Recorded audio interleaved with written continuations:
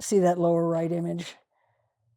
That's just something a local guy did on his fence, and I loved it.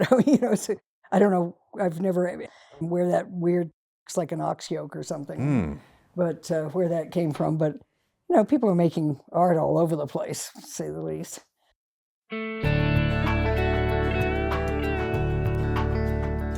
Hello, and welcome to the Art of the World podcast.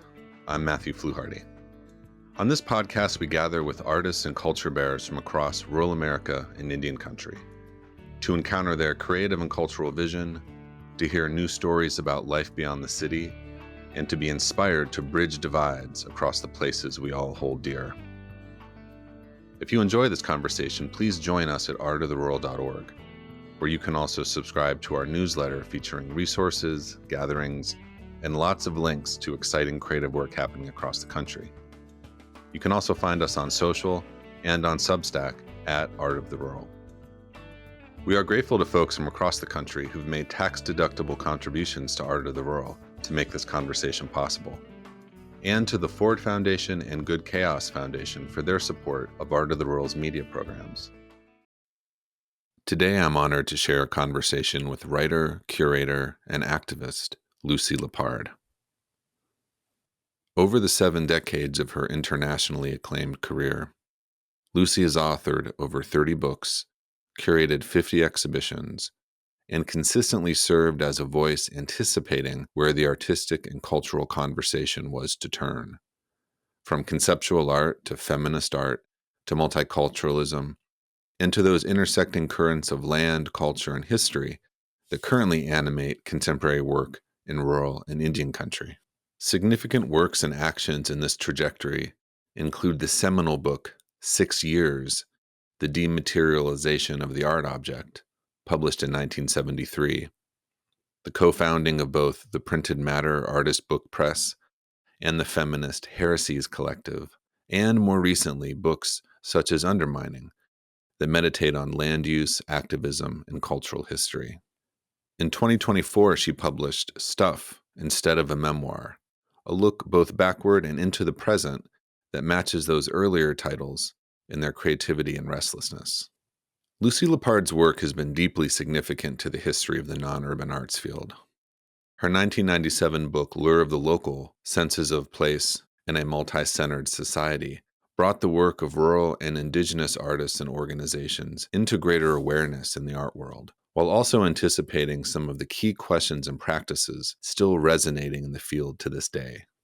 For all the art that is about place, Lucy wrote in Lure of the Local, scanning out at the general contours of the 1990s art world, very little is of place, made by artists in their own places, or with the people who live in the scrutinized place, connecting with the history and the environment. It's exciting to trace that sentence forward to this moment, when so much individual and organizational work across the country answers that imperative.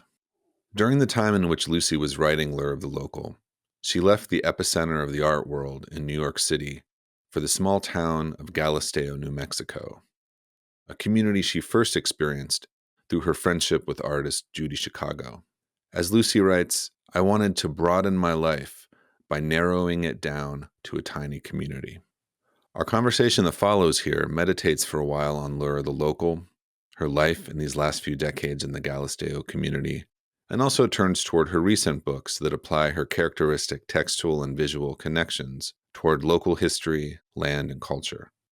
Along the way, we dwell at length on one of the most fascinating parts of Lucy's long publication list, her close to 30 years editing El Puente, Galisteo's community newsletter. I'm deeply grateful to Lucy for her time and hospitality, as this conversation that you will hear moves across rooms in her house and studio, and as we look over books in the archive of El Puente. So please sit back and relax and enjoy this conversation with Lucy Lippard. There's a real imperative to Lure of the Local that I think feels extraordinarily prescient in this moment that we're in.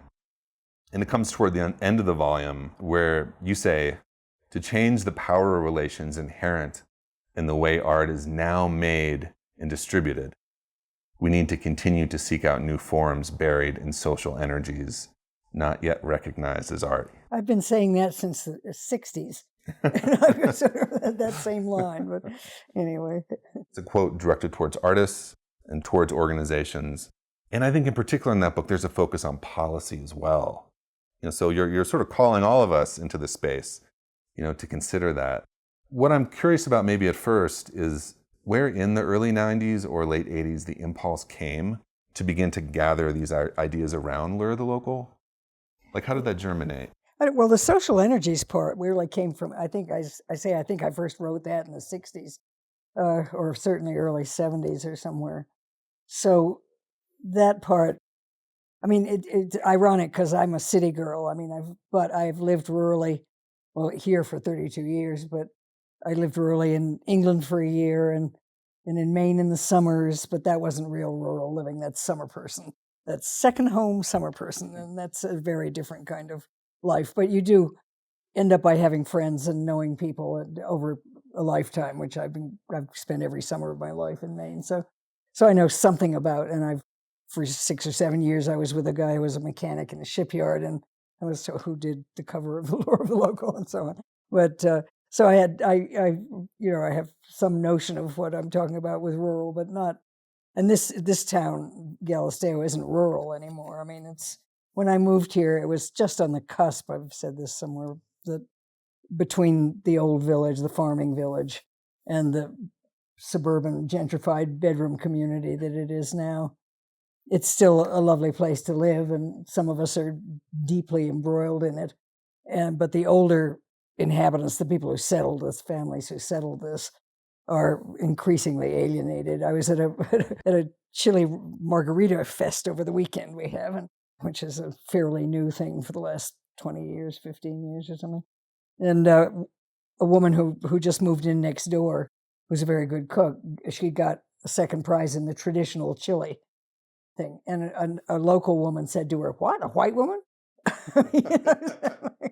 So this stuff is still there and very much there in this village, even though we don't acknowledge it for much. I mean, and acknowledging it wouldn't make any difference to anybody anyway. So, but the social energies are what I'm one of the few people I know who like to go to meetings. I'm bored to tears sometimes, like everybody else, but the social dynamics of meetings always has interested me. So many decisions are made in community in so many different ways in different places and different communities and so on.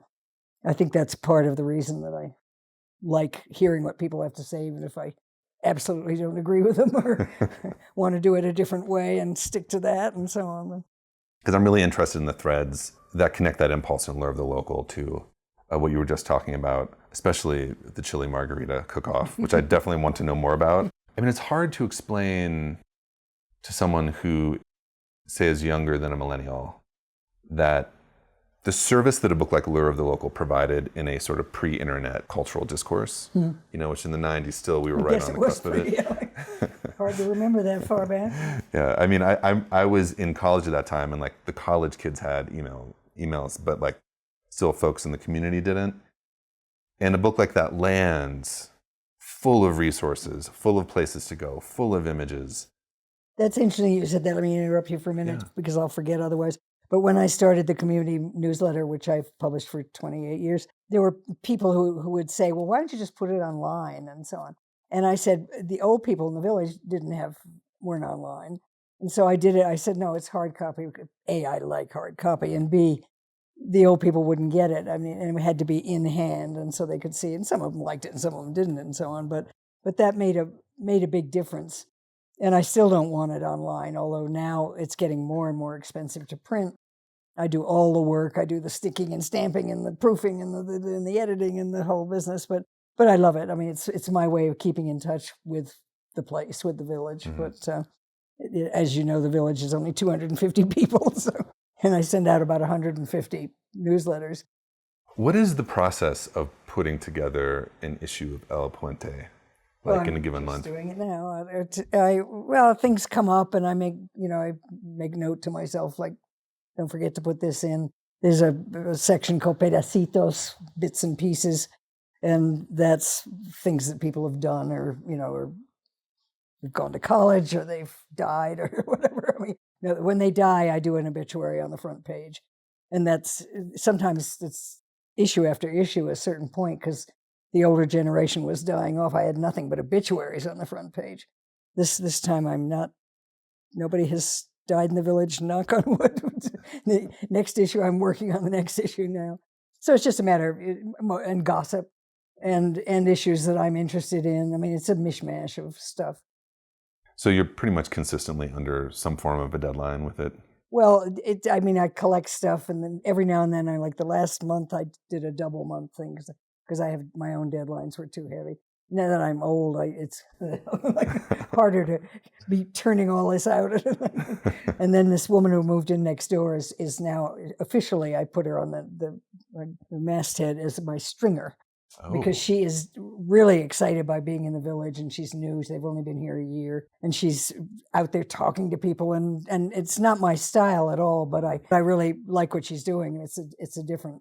I tend to write and then check it with people, and she tends to talk to everybody and then write. Like it's a whole different process. But it's great to have some help in that part of it. I imagine it's really good to have correspondence in the field. Yeah, it's not exactly a correspondent, right? And sometimes, and there's a woman who lived here for years who always did she and another woman who's still here, who is an artist. They did things on birds and stuff, and with illustrations, and so I could always count on them to come up with something. And there are always photographs. I mean, I can always fill it up with pictures if I have to. How many pages generally is it? Oh, you've never seen it? Okay. I've never seen a physical copy. Let me. I'm not sure there's one here in the pile anywhere. I should show it to you maybe so we could talk. I really liked in Pueblo Chico how you reproduced the April Fool's issue. Where did you? I think it's in Pueblo Chico. In one of the. Yeah. Yeah, I had a next door neighbor who was helping me with mailing and stuff, and she had a good sense of humor, so she put out the April Fool's issue sometimes. I think the witch was flying by and it said, it said, "Give up, Lucy." Yeah. I mean, I don't, everybody knows what my politics are. At one point, somebody said, "Well, you can put that in." And I go, "Listen, I'm a lefty. I might as I've never made a secret about it." I mean, so that's, and the newer ones are duller. I think at a certain point, as I get older, my energy's going more into my own writing. And you all now are forbid by the Postal Services to put them in mailboxes. Yeah, we right? had years ago. We had, and then I had that folded so there was a mailing thing, and finally the goddamn post office started doing it. If it didn't get through the machine properly, and I was sticking things on, the labels and so on, and so they kept coming back. So now I do it in envelopes, which is two more sort of things, because I don't have to return a sticker and the envelope, so it's a damn nuisance. Yeah, it waters down the immediacy of just getting this in your mailbox. There was an artist who's moved out who did that front thing on the top, which is, I love that. It's so nice. And the first issue was, I think I said somewhere in the books, it was La Puente, which I got a whole massive thing from Hispanos as well as from anybody else. I mean, and we have a street called La Puente. So I thought, well, and I read I had a book of colloquial New Mexico Spanish, and it said La Puente. I got all hell for it. I changed it after the first issue. Yeah, the local language is really important. I feel like I keep learning that myself. It's good to be corrected. Mm-hmm. Lure Local is such an important book for a lot of rural artists. That book, and in particular your references to this, felt very much like throughways to the ideas that were in Lure the Local. And like I was doubly struck, I believe it's in Stuff where you put this together chronologically, that more or less Lure the Local was published, and around that time you were living here more solidly. I was living here. When I moved here, I moved here. I didn't have 3 houses or anything. So there are these imperatives and invocations in Lure of the Local. Take responsibility for where you live. Yeah, and for artists to think through, I mean, there are so many breadcrumbs there for the ways that we just talk about community practice now, about not dropping in, about not being extractive, not being transactional. And that book is so important because that book goes so much further than that towards, and that was kind of within the quote I was reading, the tattooable quote, because it's like keep unearthing those energies that are all around us. Yeah, And exactly. They are all there. And yeah, if I fail to find anything for the newsletter, I would think we must all be dead. I mean,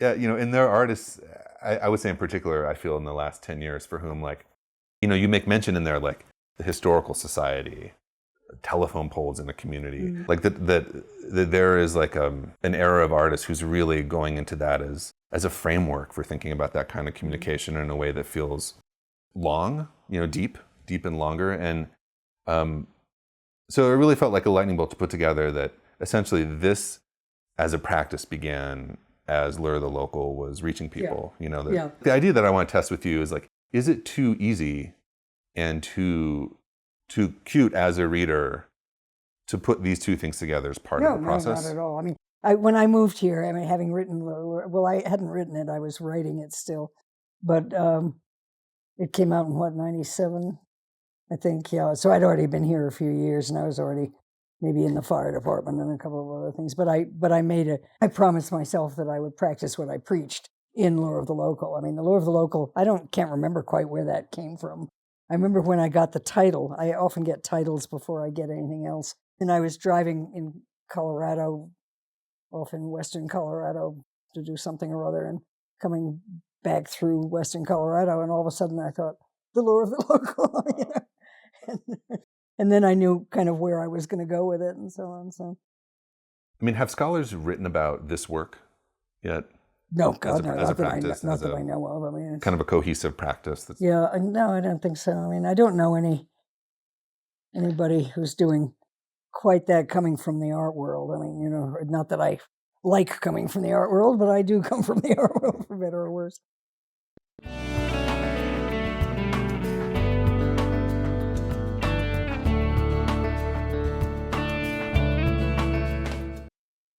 See that lower right image?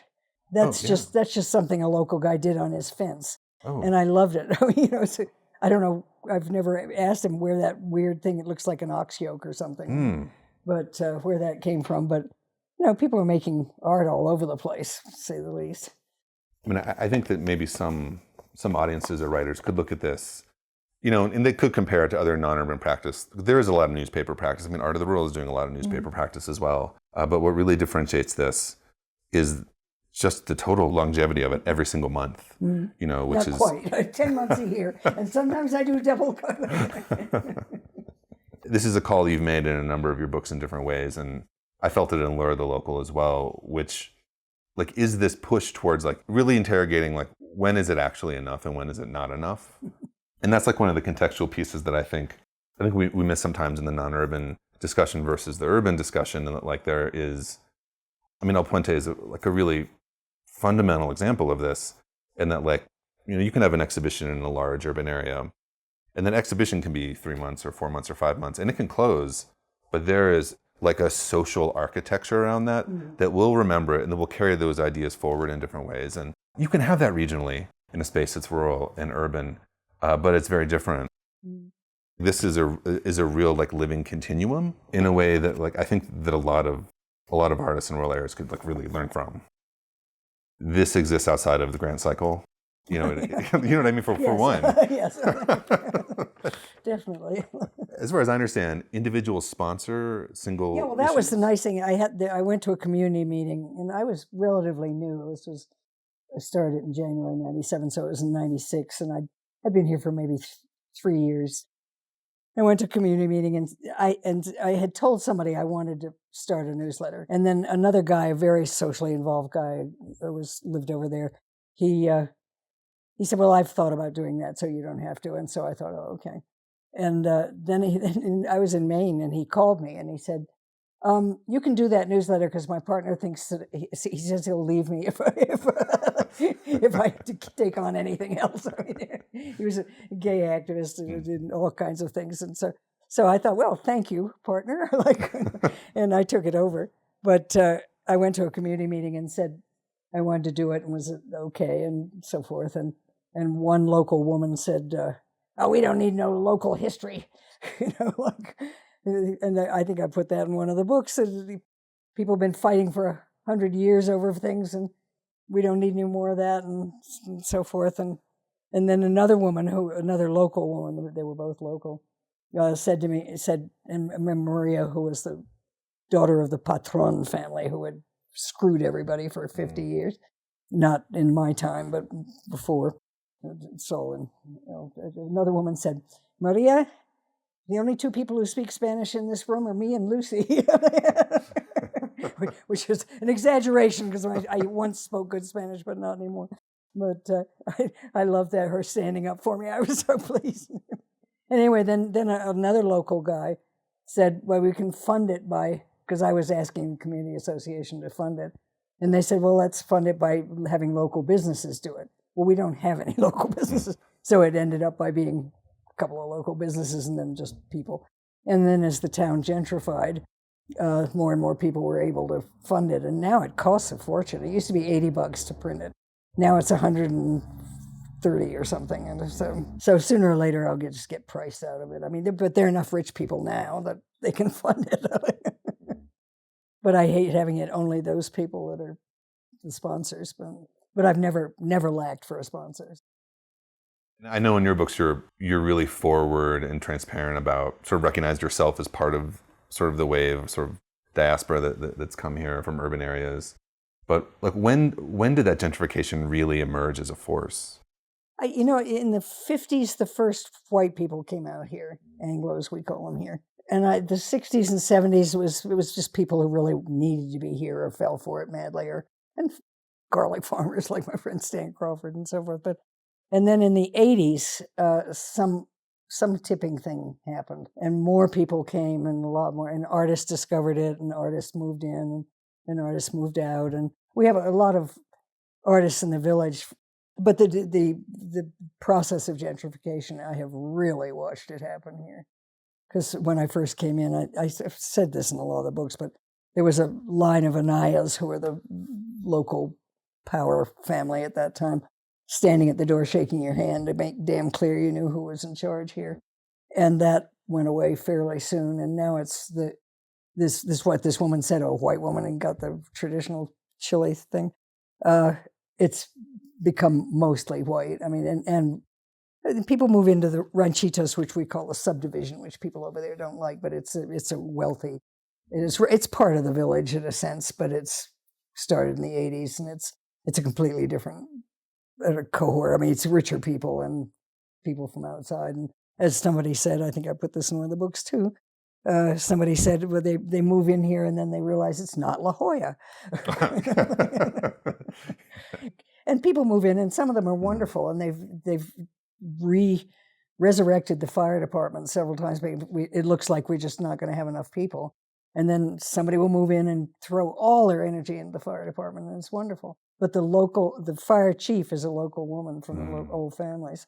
I'm reaching for, it would be terrible if I gave the wrong name of the fire department, but that was one of your first acts here in a long-term way, right? I was helping. I mean, I was looking for a way to, I knew from community, because it's not like I'd ever lived in a rural community, but I knew something about it. And so I knew I should get out and participate in things and meet people and so forth. And so they were building the office for the fire department, and I was helping with adobe bricks and so on. It was nice. And somebody said, hey, you're a writer, aren't you? And I said, yeah. And that was where the idea for the newsletter came from. But they had something called the Fire Flyer, which was one page. And I don't know, I only saw one copy. I mean, I don't know if it ever came out more than once or twice, but they wanted me to say something about how it was nice to work on put in work and so on. But that was my, in a funny way, my entree into the community.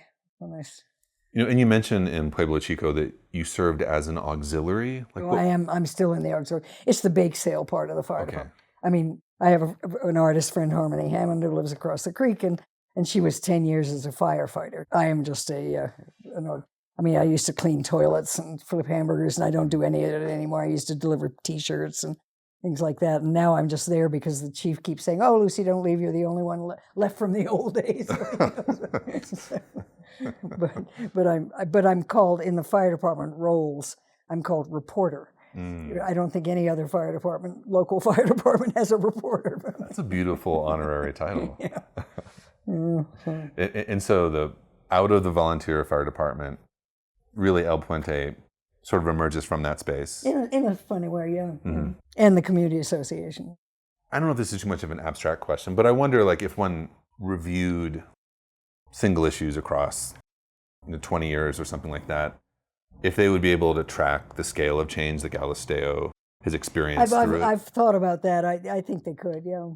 Just I mean, I don't put the insults in them and so forth.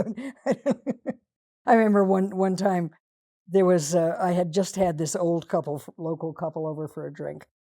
And the next week or so, this newspaper article came out and they'd been interviewed and they said, we never socialized with Anglos. And I thought, I just had you over for a drink. But I mean, there's all kinds of undercurrents that I've never gotten into. I mean, I know, but I don't ever print them. And a friend of mine who used to be the state historian interviewed me about, I guess it was Pueblo Chico, and he said, okay, Lucy, tell me, and this was being recorded, tell me some of the things that you couldn't put in the book. And I said, are you kidding? I couldn't put them in the book, and I won't tell you either. I want to stay there.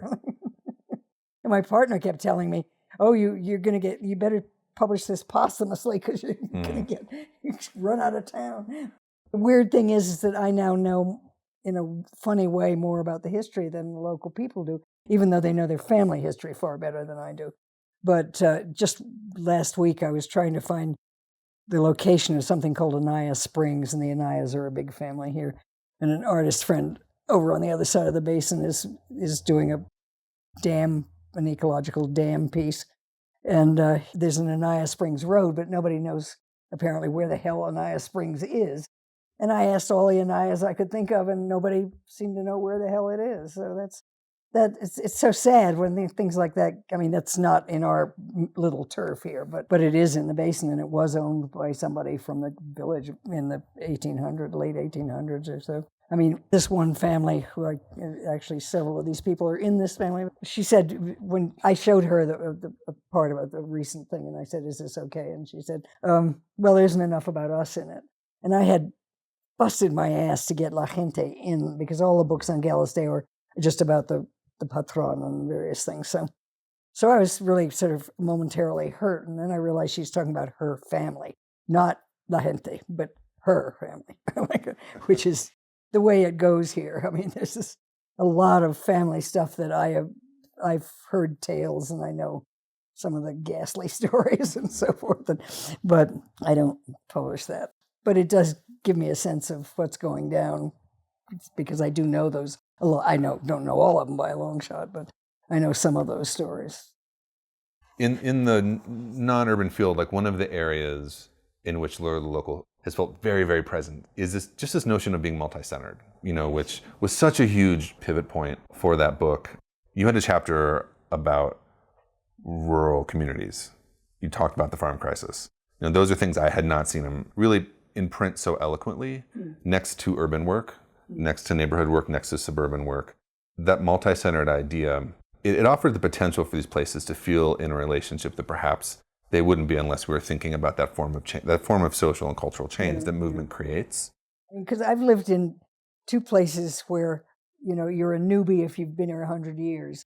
I mean, you're land rich and cash poor. I mean, and Maine and New Mexico. And there actually is there are all kinds of funny connections between Maine and New Mexico, which a friend of mine and I were going to do an exhibition about that at one point, but we never got to it. Then John Nichols was doing the Milagro series, and I was really struck by how the rural was in both places, but the generational. You do not claim to be a local until you've been here at least 30 to 50 years or whatever. I mean, and you're certainly not a native. Yeah. I had this conversation with a guy in Maine once, and I said, well, you're a real Mainer. You've generations of Maine. He said, well, not really. I said, what do you mean not really? And he said, well, my dad was in the service and I was born in Florida. And if you don't come out of the oven in Maine, you're not a Mainer. And that's very much like this. I mean, New Mexico is very much like that. Lucy, thank you so much for your time. It was fun. I always learn a lot.